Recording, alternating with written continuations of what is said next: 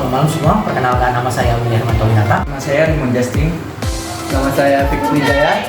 Nama saya Brian. Nama saya Billy Andreas. Dan kami berasal dari kelompok Good Choice. Pada hari ini kami akan membahas beberapa topik berikut ini. Baiklah, kita mulai saja. Yang pertama, apa itu monopoli dan mengapa itu merugi? Secara etimologi, monopoli berasal dari kata monos yang artinya sendiri dan juga polein yang artinya berdagang. Dari dua akar kata tersebut, orang-orang mengambil kesimpulan monopoli sebagai suatu keadaan di mana suatu pasar di mana pengadaan dagang hanya dikuasai oleh satu orang atau satu kelompok saja. Menurut KBBI sendiri, monopoli adalah suatu keadaan pasar di mana setidaknya 1/3 pengadaan barang dagang atau jasa itu dikuasai oleh satu orang atau satu kelompok dagang, sehingga harga barang atau jasa tersebut dapat dikendalikan oleh kelompok tersebut. Sedangkan menurut Pasal 1 Angka 1 Undang-Undang Anti Monopoli, monopoli adalah pengadaan atau pemasaran suatu barang dan atau suatu jasa yang dikuasai oleh suatu kelompok atau satu orang saja.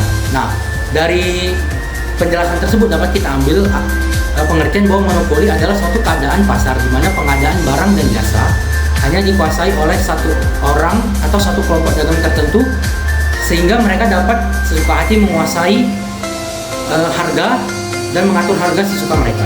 Nah, untuk kita ketahui bersama, monopoli itu sangat merugikan perekonomian kita. Kenapa monopoli dapat merugikan?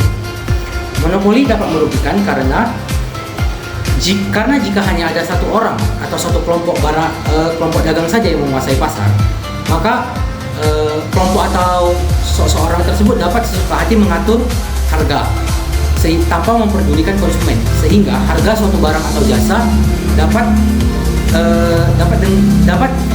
naik dengan harga yang tidak wajar, sedangkan konsumen hanya memiliki opsi yang sedikit. Lalu selain daripada itu,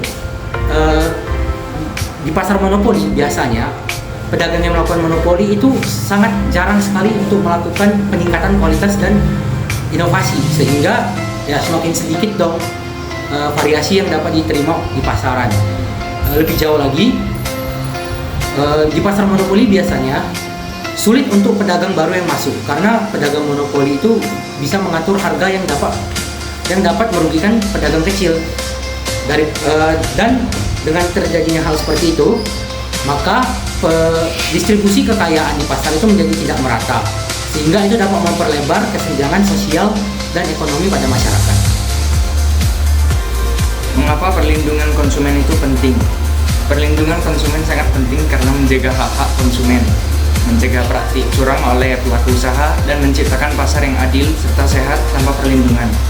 Konsep rentan terhadap penipuan produk berbahaya, harga tidak wajar, dan informasi menyesatkan. Perlindungan ini mendorong pelaku usaha untuk bertindak secara etis, menjaga kualitas produk, memberikan informasi yang jujur atas layanan yang mereka berikan. Hal ini meningkatkan kepercayaan konsumen terhadap pasar yang pada akhirnya mendorong pertumbuhan ekonomi yang berkelanjutan. Selain itu, perlindungan konsumen juga melindungi kelompok masyarakat yang rentan atau kurang informasi agar tidak menjadi korban eksploitasi. Jadi perlindungan konsumen bukan hanya soal aturan, tapi juga soal menciptakan keadilan dan kenyamanan dalam bertransaksi. Selanjutnya dilanjutkan oleh Fikram. Cara untuk melindungi kekayaan intelektual. Ada 5 cara untuk melindungi kekayaan intelektual. Yang pertama, daftarkan hak cipta, merek dagang, dan paten. Hak cipta, merek dagang, dan paten adalah 3 jenis pelindungan IP yang paling umum. Ini memberikan Anda hak eksekutif atas kreasi Anda, terutama dalam hal keuntungan komersial dari penggunanya. Dan nomor 2, daftarkan nama bisnis, produk, atau domain. Jika berencana untuk memulai bisnis dengan IP, Anda dapat lebih melindungi kepentingan dan identitas Anda dengan mendaftarkan bisnis, produk, atau nama domain yang terkait dengannya. Ini juga akan membantu untuk mengamankan nama-nama ini, bahkan jika Anda dalam tahap perencanaan membentuk bisnis Anda sebelum orang lain dapat datang dengan ide yang sama dan menyebabkan kebingungan. Dan nomor 3, buat kontak kerahasiaan. non-pengungkapan atau lisensi untuk karyawan, dan minta terkadang ada informasi penting tentang bisnis Anda yang harus Anda lindungi agar tidak bocor di depan umum. Misalnya, Anda sedang menggabungkan video game, tetapi Anda tidak ingin detailnya keluar sebelum siap diluncurkan. Oleh karena itu, adalah bijaksana untuk meminta pengembang game dan orang lain yang bekerja untuk Anda, yang memiliki pengetahuan atau akses ke informasi atau rahasia dagang, untuk menandatangani perjanjian kerahasiaan untuk memastikan perlindungan IP perjanjian kerahasiaan yang harus disiapkan oleh pengacara karyawan terkait dan bekerja untuk memenuhi permintaan Anda untuk merasakan apa yang mereka ketahui. Jika tidak, mereka akan bertanggung jawab secara hukum atas kebocoran apapun. Menurunkan penjelasan dari Saudara Fikram, cara melindungi kekayaan intelektual. Dan keempat, terapkan langkah-langkah keamanan. Hampir semua bisnis dilakukan saat ini menggunakan teknologi atau internet. Ada juga sisi positifnya karena teknologi dapat memicu pertumbuhan dinamika dan keberhasilan suatu operasi. Namun ada juga kerugian menggunakan teknologi untuk menjalankan bisnis, terutama ketika IP perusahaan Anda terhubung secara online atau disimpan dalam sistem yang rentan terhadap peretasan atau korupsi file.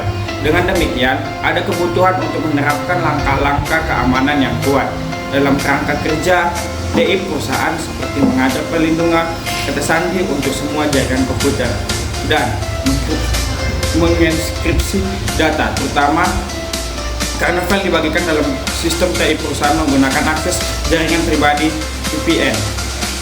Yang kelima, hindari kepemilikan bersama. Kekayaan intelektual dapat dikembangkan dan diciptakan oleh lebih dari satu orang, seperti dalam kasus perusahaan yang memiliki tim penelitian dan pengembangannya. Kepemilikan IP bersama di sisi lain memberikan kendali atas hak cipta, merek dagang, atau paten kepada lebih dari satu pihak. Dengan demikian, setiap pihak yang memiliki dapat menyalin, membuat ulang, mendistribusikan, dan menggunakan apapun yang mereka ingin lakukan dengan IP tanpa berkonsultasi dengan pemilik lainnya. Dengan demikian, bisnis menanggung risiko mengeksplorasi hak kekayaan intelektual mereka dalam pemilikan bersama. Keempat, pentingnya kerjasama etis dalam suatu bisnis. Etika adalah perangkat aturan yang tidak tertulis yang berlaku untuk situasi sosial, tempat kerja profesional, dan hubungan. Dalam dunia bisnis, etika bisnis yang baik berarti Anda bertindak secara profesional dan menerapkan tata krama yang tepat saat berhubungan dengan orang lain dalam profesi Anda. Kerjasama etis itu penting karena satu, etika bisnis dapat membangun kepercayaan. Kerjasama yang didasarkan pada kejujuran, transparansi, dan komitmen terhadap etika dapat membangun rasa percaya antara mitra bisnis, karyawan, dan konsumen. Tanpa kepercayaan, hubungan bisnis mudah rusak dan sulit berkembang. Yang kedua, etika bisnis dapat meningkatkan reputasi perusahaan. Perusahaan dikenal menjunjung tinggi etika, akan dihargai oleh publik dan pelanggan. Reputasi yang terjaga dengan baik akan membantu menarik dan mempertahankan serta meningkatkan loyalitas pelanggan. Hal ini juga akan meningkatkan kepercayaan dari berbagai pemangku kepentingan. Ketiga, etika bisnis dapat mengurangi resiko hukum dan konflik kerja. Kerjasama etis membantu mencegah praktik curang, penipuan, dan pelanggaran hukum. Ini menghindarkan perusahaan dari tuntutan hukum, denda, atau kerugian finansial yang besar. 4. Etika bisnis mendorong lingkungan kerja yang sehat. Etika bisnis dapat membuka jalan bagi budaya perusahaan yang kolaboratif dan beradab. Dengan memenuhi prinsip-prinsip etika, dapat menghilangkan beberapa gangguan yang terkait di tempat kerja seperti gosip, bentrokan pribadi, dan juga yang lainnya.